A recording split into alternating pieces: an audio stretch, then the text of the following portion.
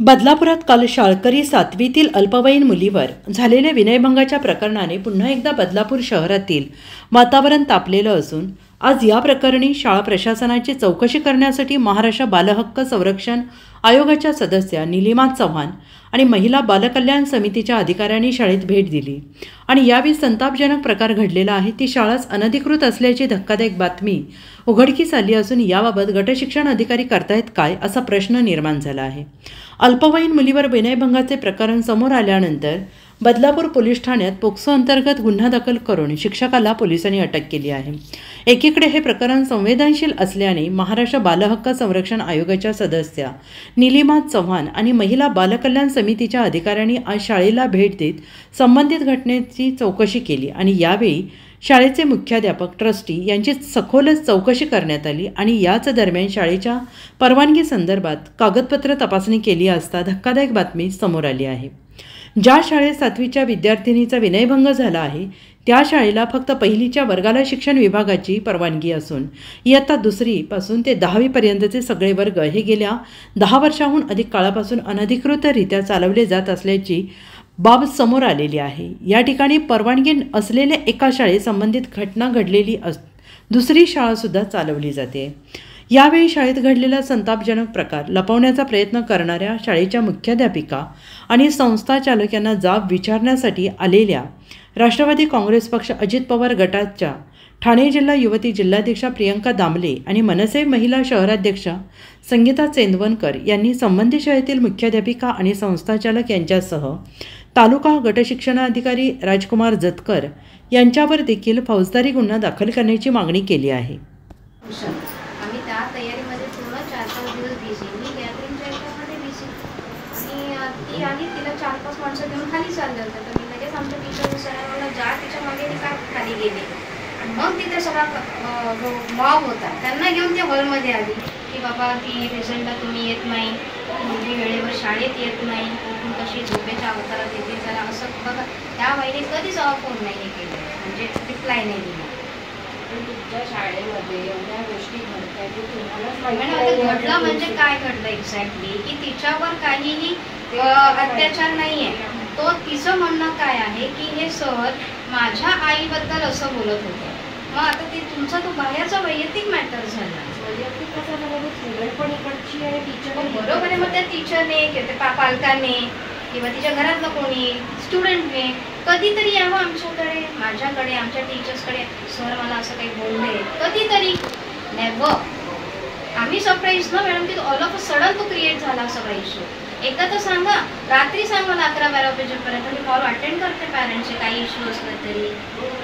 Teacher त्याची वेशभूषा पण अशी मॅडम ते पार्ट टाइम स्पोर्ट्स टीचर आहे, ते माझ्याकडे सध्या टीचर्स जे आपण म्हणतो स्पोर्ट्सचे कार्यक्रम वगैरे पार्ट टाइम नॉर्म्स आहेत, आता ते त्यांचं ते मीडियामध्ये पण ते हे करतात शाळेमध्ये स्टुडंट्सला एक रूल्स असतात। बरोबर, शिक्षक कसा असावा आणि कसं आहे मॅडम, आता माझ्याकडे एवढ्याच्यामध्ये ते शिक्षक नव्हते तर मला जे एजन्सीमध्ये माझ्या मुलांचं भविष्य, मुलांचं कुठेही अभ्यासाचं नुकसान होऊ नये म्हणून आता शेवटी काय होतं आपण मॅडम असंही तुम्ही बघा ना की सरांनी तिच्यासोबत काही केलेलं नाहीये, ते मॅटर काय वर्बल पण आम्ही ऐकलंच नाहीये ना, कोणी ऐकलं नाही ना, कोणी वर्गामध्ये नाही आणि हे पहिल्यांदा नाही झालंय। पण आमच्याकडे हे पहिल्यांदाच घडलेलं आहे, आमच्याकडे ही कुठलीही गोष्ट कल्पना आमच्याकडे आलेली नाही। उलट मी एवढं दामले साहेबांशी पण कनेक्टेड असते, काही झालं तर आम्ही हे करतोच। आम्ही अजिबात मला माझ्या मुलींपर्यंत जर कधी काही झालं, I am very first person to take an action against the teacher, ladies असो जेंट्स असो। दोषी नाही, तिने कसं तिने हे बघा एवढा पॅनिक झालेला सिच्युएशन होता, ती आली आणि मग ती डायरेक्ट ये सर ऐसा बोला, क्या हुआ, ये सर मेरे मम्मी के बारे में ऐसे बोल रहा था, उसको क्या हनीमून करना है क्या मम्मी के साथ, अशा लँग्वेजमध्ये don't use all this word. मग मी पॅनिक होऊन तिला असं शब्द बोलणार की ते मी आणखी बोललं तिला, मी म्हटलं थांब जरा, पण हे बाकीचे लोक त्यांनी उचलून धरलं आपण, हे मॅडम माझ्याकडे पॅरेंट्स राहिलेले आहेत, त्यांना विचारा मुलीची सेफ्टी काय असते माझ्यासाठी। अर्धे ते इथले माझ्या ओळखीचे लोक आहेत आणि त्यांना माहिती आहे, आम्ही जरी छोटं युनिट असलं तरी we are very concern for the girls. जसं हा मॅटर झाला, तुमच्या मुली तर माझ्या मुली आहेत, रस्त्याने जरी कुठे कॉर्नरला दिसलाय चला घरी जा, वेळेत घरी जा, हे आमचे स्टेटमेंट असतात।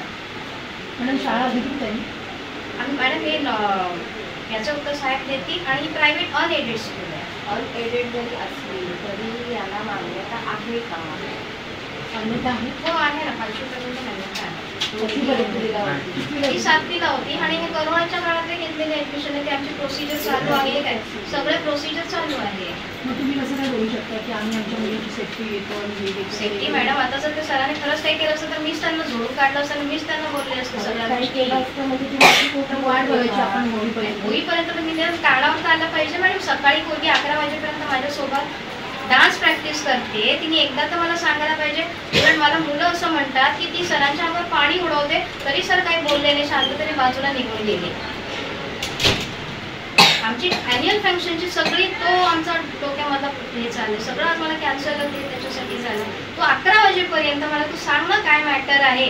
सकाळच्या 7 वाजल्यापासून 11 वाजेपर्यंत वी आर कन्सर्न ना, आम्ही ऑन ड्युटी. मी कॉल तर उचलते, एकदा तरी तिच्या आईचा कॉल. आता बघा तिने ना ग्रुपमधून लेफ्ट केलंय आणि ती पॅरेंट्सला कॉल करून विचारते आज अॅन्युअल फंक्शनला कुछ नोटीस आहे क्या, म्हणजे शी इज लेफ्ट. मी रिमूव्ह नाही केलेलं आहे, शी हॅज लेफ्ट. मग आता ती पॅरेंट्सला कॉल करून विचारते आज क्या हुआ, मुझे निकाल दिया है ग्रुप में से. नहीं मॅडम ये मेरा देखो आप स्टेटस बघा, म्हणजे की हे रिमूव्ह नाही आहे, लेफ्ट आहे, ती निघाली. आम्ही किती वेळा तिच्या आईला या सगळ्या गोष्टीसाठी अभ्यास करत नाहीये, तिचं बिहेवियर व्यवस्थित नसतं, सकाळी उशिरा येते, पेपरमध्ये काही लिहित नाही, कारण की ती आमच्याकडे 5वीपासून बेस नाहीये केला. वारंवार मैं कितना देखू मॅडम, वो करती नाही है.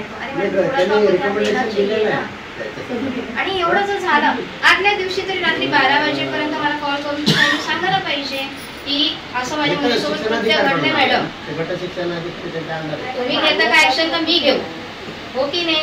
तुम्ही काहीच नाही. डायरेक्ट 11 साडे11ला माझी मुलं डान्स करते तिथे हॉलमध्ये, एवढा मॉब. मग ते मॉब म्हणतात की त्या सरांच्या हातात बघा तिचं टीचरलाही काही कल्पना. मॅडम कोणालाही काहीही माहित नाहीये या गोष्टी. आम्ही ती पण म्हटलं टीचर्सना माहिती का, नाही मुलांमध्ये नाही. आम्हाला तीच तर मी ऍक्च्युली आय सरप्राईज की हे एकदम ऑल ऑफ अ सडन झालं. ते माझ्या शाळेमध्ये मॅडम मुलींबद्दल नाही एवढं येतं. मी व्हेरी सिरियस आहे मुलींबद्दल. मला मुलगी आहे, प्रायव्हेट अनएडेड आहे आणि आम्ही ते चालवतात. साहेबांची चालू तुम्ही नाहीये मॅडम. मान्यता आहे का आत्ता या सिच्युएशनला? मान्यता आहे का? नाही. तुम्ही कुठल्या बेसवर सांगताय? मॅडम मान्यता 5वीपर्यंत आहे. 5वीपर्यंत मॅडम आता कोरोनामध्ये घेतलेलं आहे. ठीक आहे, मी काय म्हणते कोरोना होऊन 4 वर्ष झाली मॅडम, 5वं वर्ष चालू घेतात ना, चालू मॅडम. एवढी वर्ष जातात. ठीक आहे, कोरोना आपण समजू शकतो, तुम्ही त्यावेळेला त्या मुलांना घेतलं असेल, पण ही घटना घडल्यानंतर या परिस्थितीमध्ये म्हणजे त्या गटशिक्षण अधिकारी आणि एज्युकेशन डिपार्टमेंटला आम्ही विचारणारच आहोत की त्यांचं काम काय. शासन जर विचारायला काय पालक जर तुमच्या जबाबदारीवर देतात, मग ती मुलगी 7वीला असू देत, 5वीची असू देत, 4थीची असू देत, कितीही वर्षाची असू देत, तुमच्या जबाबदारीवरती पाठवलं ना मॅडम.